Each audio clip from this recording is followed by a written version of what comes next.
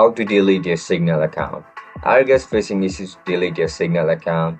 If that's so, then this video might help you out. Without further ado, let's get started. To delete your Signal account, open the app and log in into your account with your registered email and password. As soon as you get logged in, tap on your profile icon in the top left corner. Scroll down, tap in account. Then select delete account. Signal will ask you to confirm your mobile phone number. Make sure it's correct, then tap continue. You will get a final confirmation, tap delete account again.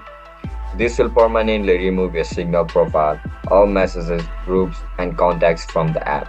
Once done, you will be taken back to welcome screen, as if the app was refreshed. And if you are not sure how to complete any of these steps, make sure to check out our other videos on this channel for full guidance. And that's it guys, that's how you're going to delete your Signal account. If you guys found this video helpful, don't forget to like, share and subscribe to our channel. I'll catch you up in the next one. Bye bye.